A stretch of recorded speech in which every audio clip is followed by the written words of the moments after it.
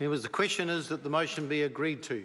Mr. Speaker. The Honourable David Parker. Mr. Speaker, I'm surprised that we didn't hear in these lists of statutes that needed to be repealed the Airport Authorities Publicising Lost Property Sales Bill Act.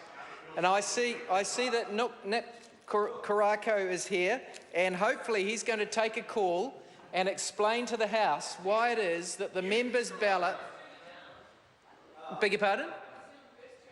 Why it is that the members' bill was clogged up with a bill which could have been dealt with in this omnibus piece of legislation if there was any need to deal with it, but instead has a separate piece of legislation. Now, the Minister who just spoke, the Honourable Stephen Joyce, heralded the fact that this is actually saving the country money by having less complicated laws on the books and getting rid of costs that would otherwise be incurred in society.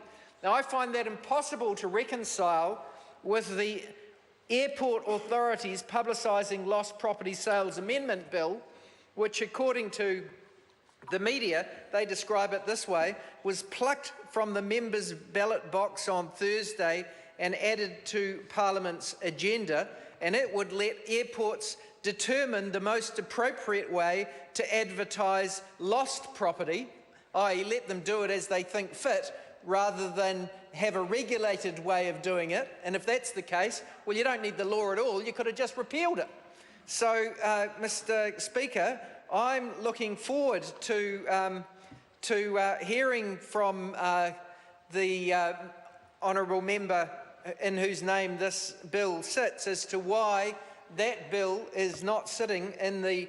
Sorry, why that legislation to get rid of that old redundant piece of Airports Authority rules relating to how you publicise lost property sales, why they're not doing that through the Statutes Repeal Bill so that we can save this country the hundreds of thousands of dollars, and it is hundreds of thousands of dollars that is going to be wasted of parliamentary time, as well as stopping members using the members' bill for more significant pieces of legislation that ought to be heard by this House. Now, it's not just me or other opposition members saying that. This is what the University of Otago Professor of Public Law, Andrew Geddes, said. He said not only is the bill disrespectful for New Zealand, but he found it personally insulting.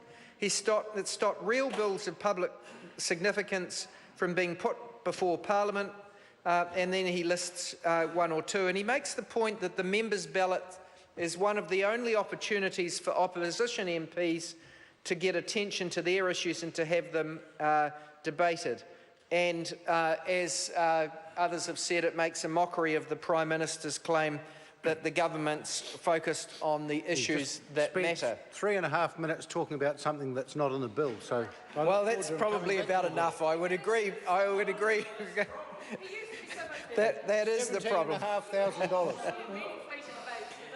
I think that's a fair point. I think I've made enough of a contribution on that issue myself, but I do look forward to Nick Karako responding to that, given that he is in the House, and I see him across the chamber there, and I'm sure other members will comment as well. In terms of the statutes that are being repealed, it's good that they are. There's some very old acts in here. The Consolidated Statutes Enactment Act 1908 is repealed. The Counties Insurance Empowering Act.